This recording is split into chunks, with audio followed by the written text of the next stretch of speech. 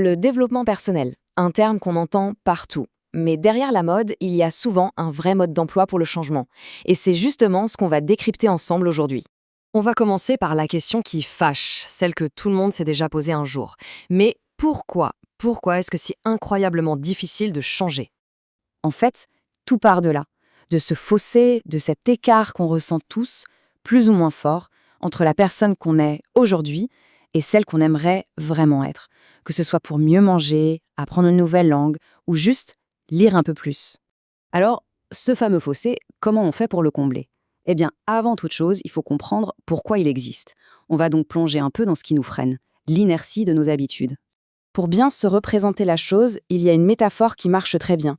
Imaginez le cerveau comme une jungle vraiment dense. Chaque fois qu'on veut faire une nouvelle action, c'est comme se frayer un chemin à la machette. Ça demande un effort colossal. Et c'est là que ça devient intéressant. À chaque fois qu'on répète cette action, le petit sentier qu'on a créé se transforme. Il s'élargit, il devient un chemin, puis une route, et à la fin, une véritable autoroute neuronale. Et notre cerveau, lui, il est un peu paresseux. Par souci d'économie d'énergie, il va toujours prendre la voie la plus simple, l'autoroute. La vraie question, c'est donc ça. Comment on fait pour construire de nouvelles autoroutes dans notre cerveau? La réponse, heureusement, se trouve dans la science des habitudes. Alors, pour commencer, il faut faire la différence entre deux concepts qu'on mélange souvent. D'abord, la routine. Une routine, c'est une série d'actions qu'on fait de manière consciente, réfléchie, pour arriver à un résultat. Pensez à une recette de cuisine, c'est exactement ça. L'habitude, en revanche, c'est tout autre chose. C'est une chaîne d'actions qui se déroule en pilote automatique complet. On n'y pense même plus. Et elle est toujours activée par un déclencheur, un petit signal dans notre environnement. On pourrait dire qu'on a deux personnages qui cohabitent en nous. D'un côté, il y a le planificateur. Il est lent, analytique, il pense au futur. C'est lui qui gère les routines. Et de l'autre, on a l'enfant impulsif. Lui, il ne vit que dans l'instant, il répond aux désirs immédiats et déteste l'effort. C'est lui le maître des habitudes. La clé du changement, c'est donc de créer un système qui plaît à la fois au planificateur et à l'enfant impulsif. Et ça se fait en 4 étapes. 1. On choisit une action tellement petite, tellement simple que c'est quasi impossible de dire non.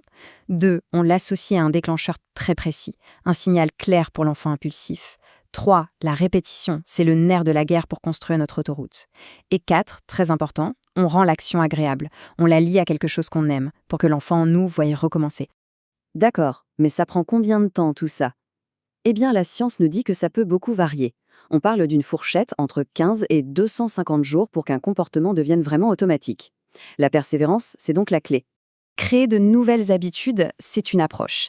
Mais il n'y a pas que ça. Une autre voie, c'est de ne pas chercher à faire, mais à être. Se tourner vers l'intérieur pour observer, sans porter de jugement. C'est tout le pouvoir de ce qu'on appelle la pleine conscience. Blaise Pascal l'avait déjà compris il y a des siècles. Sa citation est parfaite. Que chacun examine ses pensées, il les trouvera toutes occupées au passé ou à l'avenir. Notre esprit est un vrai voyageur dans le temps. Il est très rarement ici et maintenant. La méditation de pleine conscience, c'est un entraînement pour le ramener au présent. D'ailleurs, avant d'aller plus loin, il faut tordre le cou à quelques idées reçues. Non, méditer, ce n'est pas essayer de faire le vide dans sa tête, c'est impossible. Ce n'est pas non plus une pratique religieuse, ni de la simple relaxation. C'est un véritable entraînement de l'attention. Et cet entraînement a des bénéfices bien réels, prouvés par la science. Un exemple frappant, pour des personnes ayant déjà fait plusieurs dépressions, la thérapie cognitive basée sur la pleine conscience peut réduire le risque de rechute de 50% par rapport à un traitement classique. C'est énorme. Ok, on a parlé de l'action avec les habitudes, de l'observation de l'esprit avec la pleine conscience. Il y a une troisième voie, une approche plus globale, plus holistique. Elle nous invite à écouter les messages de notre corps et même à regarder la maladie d'un tout autre œil. Ici, on a vraiment deux visions du monde qui s'affrontent. D'un côté, la médecine conventionnelle, qui voit souvent la maladie comme un coup de malchance, un virus qui passe, où l'individu est une sorte de victime. De l'autre, une perspective holistique qui la voit plutôt comme un message, un signal d'un déséquilibre, souvent lié à un choc émotionnel. L'individu devient alors acteur et responsable de sa santé. Le point de départ de cette vision, son postulat de base, c'est que l'être humain est avant tout de l'énergie. Avant même la dimension physique ou chimique, il y aurait un champ énergétique qui nous constitue. Selon cette théorie, un choc émotionnel fort et qui n'est pas digéré pourrait créer un véritable blocage dans la circulation de cette énergie. Et avec le temps, ce nœud énergétique finirait par se manifester dans le corps physique, sous la forme d'une maladie. Alors, entre les habitudes, la pleine conscience, l'écoute du corps, comment on s'y retrouve, comment on s'oriente? Cette dernière partie, c'est un peu pour nous aider à trouver notre propre boussole intérieure pour naviguer dans ce vaste univers. Sur ce chemin, il y a une distinction capitale à faire, celle entre un guide et un gourou.